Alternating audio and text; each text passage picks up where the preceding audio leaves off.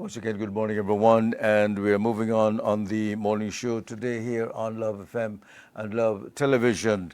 And joining me via Zoom are three ladies. We have Ms. Danae Swayze, who's the Environmental Science Program Coordinator at Galen. Raise your hand, please, Ms. Swayze. There you are. And Mrs. Brooks Fleeman. Is that Fleeman? Do I have that right? And she's the Assistant Director of Waterways. Good morning. And of course, Galen Eagle, Ms. Miracle Booth. Good morning, ladies. Let me, Hi, good morning. good morning Good to all of morning. you. Okay, Ms. Swayze, where are you? I'm actually in Belmopan. Okay, and Mrs. Freeman, where are you? Chattanooga, Tennessee. Wow. And Ms. Booth, you are where? Bermuda Landing Village. There you are. Well, welcome to the studios here via Zoom. I am in Belize City, obviously. And we're going to talk about, I understand, the environmental science program at Galen. Am I right? Yes, we Okay. are. So it's actually an extension of the environmental science program here at Galen University. We have, over the past couple of months, including last year as well, been working on a unique way to get our teachers and more so students involved in actual work out in the field within the country of Belize. We've done that through an initiative that we've coined as Project Mangrove, and it's a hands-on learning program that we've developed in conjunction with Waterways and a couple of other partners for teachers and students to actually get some training and to learn some important and also vital information as it relates to mangrove protection and management in Belize.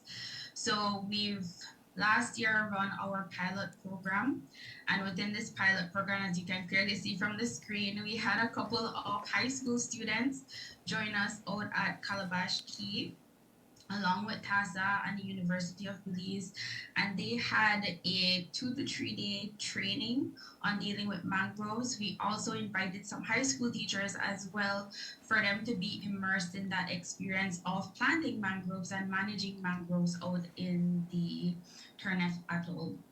So that was the first point of our initiative, and now we're here again this year trying to boost our activities by having the second cohort engage in this program, and this will allow us to have a few new and of course a couple of returning teachers and hopefully all new students be engaged in this activity with us. And I'll actually turn over now to Miss Brooke for her to give you a bit more information on what we're Yeah, planning to do this year. that's right. Tell us about Waterways. Hi, thank you, Danae. So Waterways is a clean water nonprofit founded in Cicero and St. Lucia, and now it's international. So we work throughout the eastern United States, southeastern United States, and in the Caribbean. So our organization had worked in Belize for the past 12 years, mostly doing kids camps in San Pedro. And then after COVID, we kind of wanted to do something more impactful for teachers and students. So Project Mangrove was developed thanks to the CEK Foundation. Last year was just a blast. So we're really looking forward to having new groups of students and teachers out to Calabash Cay and to work with forestry and all of the amazing partners that have just jumped in, World Wildlife Fund and TASA. So it's just a really great experience, and we're hoping to continue to grow it in the coming years. How long is the program? Is it a certificate program? Do you do it as part of your, as a secondary program to your main degree, or how does that work? So it's going to be a certified teacher professional development credit, I think is what we're working towards for the teachers. For the students, it's more supplemental. It's just to engage them to get those experiences and to also raise awareness about the amazing mangroves and all the ecosystem services that they provide. But for teachers, they do get that professional development credit, which it goes towards their. Danae, how many? I can't remember. I think we're working on the number of credit hours at this point in time for us to have that solidified. So yes, it will go towards their teaching license as a part of that professional development that teachers normally have to engage in. And last year, some of our teachers actually got their CPD credit hours from just engaging within our pilot program. So we intend to combat this year a bit bigger and better and to, of course, expand their knowledge. Last year we did basics, so we're getting a bit more advanced in the information that we will provide to them this year during that training. Who would you recommend should take this course? Well, so far we've been looking at engaging teachers that are more within the exact field that we're looking for. Hmm. So we've been looking at integrated science, and as well social studies teachers because the context of the training falls within their curriculum for schools. So those are the teachers that we have targeted. I must say last year we even had other teachers that were interested in joining and we took them on. And to be quite honest, even when we have teachers from, for instance, with a math or an English background, having them engage in an activity like this can translate to them Of course, providing services of outside of course. the classroom. For instance, working with clubs within their specific schools. So to be quite honest, we're not limiting, but we are somewhat giving priority to those teachers that have or are required to teach these subjects within their classrooms. Okay. Joining us as well, we have, of course, Miracle, who's a student, Golden Eagle. Good morning to you, my dear. Is Good she? morning, good Good morning. morning, dear. Uh, Obviously, did you take the course? Hi, so I got the opportunity to join in the last second as a chaperone, and in that it's just been great to have the opportunity to be a part of the course. So I got a little exposure last year, and this year I came onto the Waterways team through Galen as an intern. So really, I get to see all the background work and planning and the efforts that we actually put into the program. It's very, very beneficial, and I'm just glad to be a part of it for What sure. what uh, what exactly did you learn? How would you describe Oh, the wow. program to me? Wow. So, really, like what Miss Dania mentioned before, it's not just about the science community. It's so important to target our other members in the community as well. So she mentioned math, maybe even English as well, because a lot of the times these people won't really understand the scientific value or terms. However, if we put a simplistic ecosystem value, like what Brooke mentioned before, to these ecosystems, for example, the mangroves, they can understand in a simpler way and see the efforts in which we take to actually protect these environments and the ecosystems, right? So this is why I believe the training is so valuable to not only the science community, because then therefore the teachers who get to experience the training can then transfer the information and even the value to the students. So yeah, that's what they could learn further. Just recently in the news, we have a few organizations that are lobbying the government to be more aware of the damage we are causing to the mangrove system in the country. Would this training be valuable to people like that? Definitely, definitely. And then even in the training itself, we go further as to finding solutions in which we could combat the problem that we have on hand, which is the clearing of the mangroves. So we're trying to introduce also on the coast of our Belize, especially in Belize City, the problem areas in which we might need to have mangroves as well, because as you know, they hold on to our shoreline, they protect us from natural disasters and storms, right? So in the training itself, we go into depth in these problem areas or the different advantages mangroves actually have in which we could restore and keep them. So that's also really beneficial to combat different problems like what you mentioned before. As a group, as a school, as a university, do you get a chance or do you lobby directly to those who can protect through legislation our mangroves? Besides teaching the course, do you get to do things like that? And I think I would direct this question to Brooke. Brooke being especially like in the U.S. and more involved with the organization from a bigger scope. Do you get a chance to do things like that, to lobby or, well, the authorities to protect the mangroves?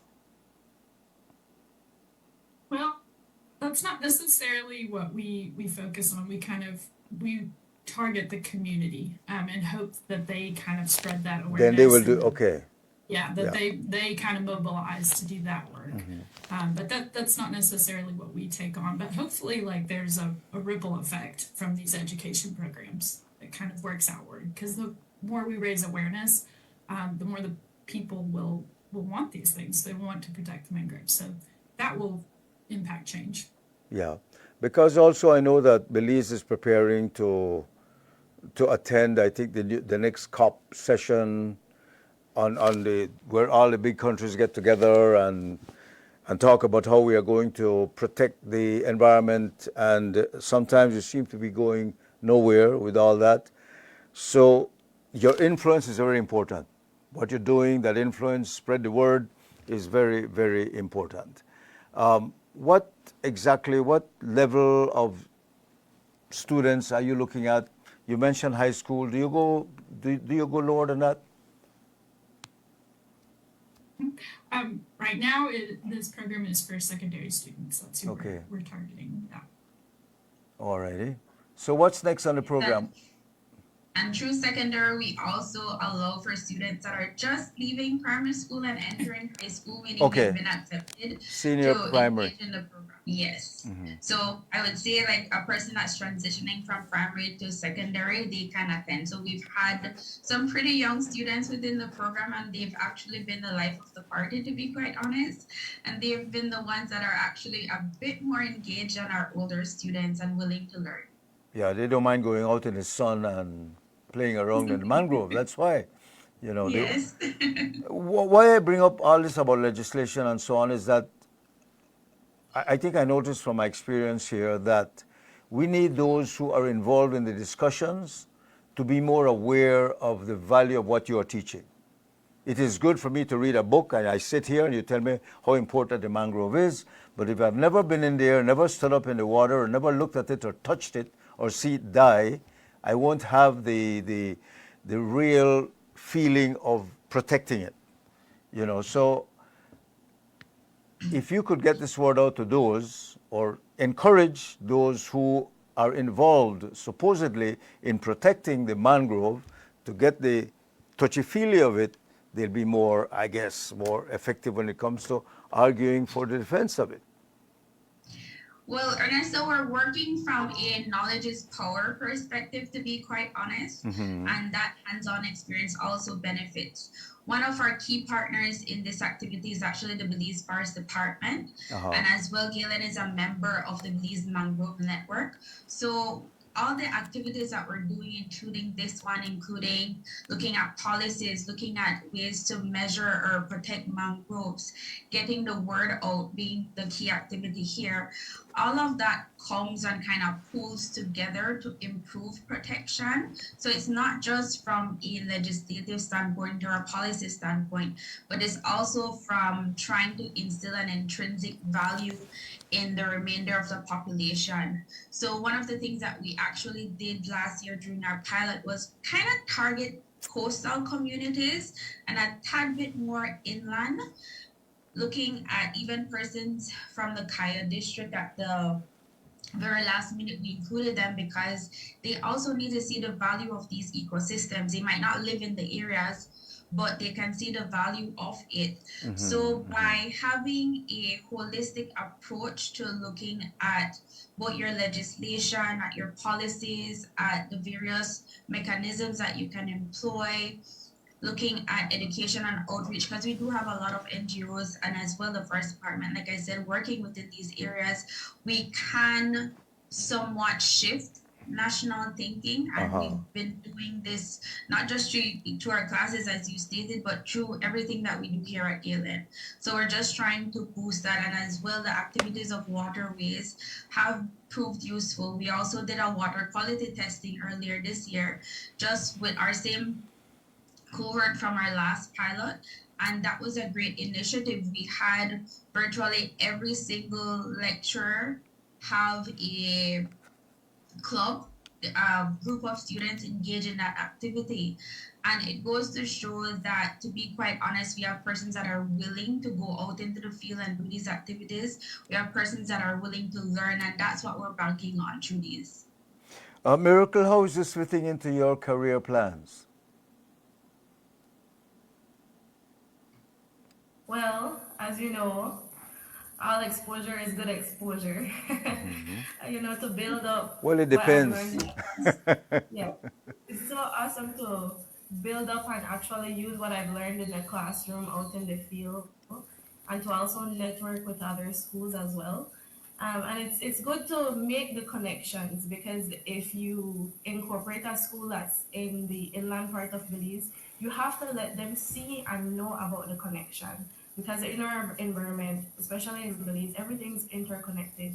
So even our water lines and our rivers is connected to our coastline as well, right? So that's what I want to actually promote. And I actually brought it back to my home community as well. We've worked with an NGO here. And that's all part of building me up to in my field in whatever sense possible. So Are you still studying? Are you still a student? I am supposed to be graduating this year And your in July. major? And what is your major? Environmental science. Okay, Yes. so it's you're mixed into it. But what I'm trying to do here too as well is convince persons out there who may be listening, and we need to save the planet, like they say, and to do that you need to get involved. So, like someone like me, take the course. Oh yes, Can I sign up definitely. and take the course, right? You Yeah. can. So, anyway, it doesn't matter what I could just take the course. How long would it be? How do I enroll? Right, so we have a flyer that will be going around. It's still in the works. However, it's about to be, I think, about a week, I believe. So August 4th to the 7th. Correct me, Brooke, if I missed any dates there for the teachers. And I believe we also have a few weeks set aside for the children as well. Okay. And is Miss Correct. Brooke going to be in Belize? Yes, I'm coming. Yes, and those dates were right. The fourth through the seventh for the adults, the teachers, and then the 11th through the 13th, and the 13th through the 15th for the student groups. Okay. I know we are talking mainly about mangroves, but I suspect the course may go beyond mangroves at some point. Yes. So the course actually takes a ridge to reef approach when it comes to protection and management. So we have a freshwater component, and if I'm not mistaken, Miss Wood, we have an activity that will take place in the Belize watershed area for the teachers, followed by them actually being engaged at Calabash Key for the remainder of their training. So we are looking at having a holistic approach to mangrove management because of, as Miracle said, what happens upland has impacts on the marine sector. So we've allowed our students and our teachers to grasp that concept. Ladies, what effect do you think all this is having on, well, the general population you're trying to influence? Do you feel that you're succeeding, or do you need to try harder, or do we need to become more aware? But if you had to grade it, where would you put it? Your success rate? Anyone? Brooke, I'll leave that one to you. Okay, I'll take it. So we did some content tests with the Okay. students and teachers before and after, and it showed it, and really great improvement for the students. And the teachers are on it. They know. They just need those experiences to kind of tie it all together. So I think it's an impactful program, and it's just getting better every year. And the more partners that come in and help us to improve it. So I see it being a really great program. Ms. Denny, what's your biggest challenge when it comes to a program like this? Where do you find the most resistance? I would say, to be quite honest, our biggest challenge comes with the selection process. We tend to have so many people apply, and to be quite honest, we only have a limited number of spaces. Even this year, I think we're catering for about 20 teachers, if I'm not mistaken, Okay. and about 12 to 15 students, just because of the age range and our need to have chaperones with them, as Miracle said we did last year. So that's honestly our biggest challenge in terms of limiting our size. We are also thinking about possibly next year having this be much larger than we're catering for this year in terms of having trainings throughout the year with our teachers for them to get this information virtually, and of course have a practical component during the same August time period for us to have a larger engagement. This would of course require that we get more sponsors, that we have a more financial input from the various areas. So we're working on that. To be quite honest, that's our only challenge. And the engagement of our teachers and our students isn't an issue, and they come with the requisite information, for instance, the background information and the knowledge for them to be fully engaged in this course. So we're good. Sounds good. Well, all the best to you, ladies. Any final words before you leave? Yes, so I would like to urge the general population, our teachers out there, and even our high school students to look out for our flyers. They'll be posted on the Galen University webpage, the webpage as well for Waterways, and for our other sponsors, they'll also have the flyers posted. If you need any further information, please reach out to us. I know sometimes parents are a bit hesitant to send their young ones out to Key for a couple of days, but if any parents are willing to send their children, we provide, I would want to say, almost everything. We will be working on transportation. We will also be, for instance, providing an information session for these parents for them to get their students involved. It's a great initiative. So please don't hesitate to ask any questions. We're here to help you. Ms. Wood is more here to help everybody, to answer questions all day if possible, I would want to say. But we urge everybody to take this opportunity on. And at the current time, it has a low cost. We're not quite sure if maybe next year we'll be able to do that, but take advantage of it while it's at this low cost. Well, ladies, thank you very much. Ms. Danae Swayze, who's the Environmental Science Program Coordinator at Galen University in Belize, and Mrs. Brooke Fleeman, and of course you'll be joining us soon in Belize, so looking forward to that. And Miss Miracle Bood, you are graduating soon. Congratulations. Great job, ladies. Keep up the good work. Make us aware of what we have and the value of it. Thanks again. Thank you. Until next time. You're more Thank than you. welcome. Bye-bye. Stay with us, folks. We'll be taking a break, and that'll be followed by this morning's edition of Business Perspective.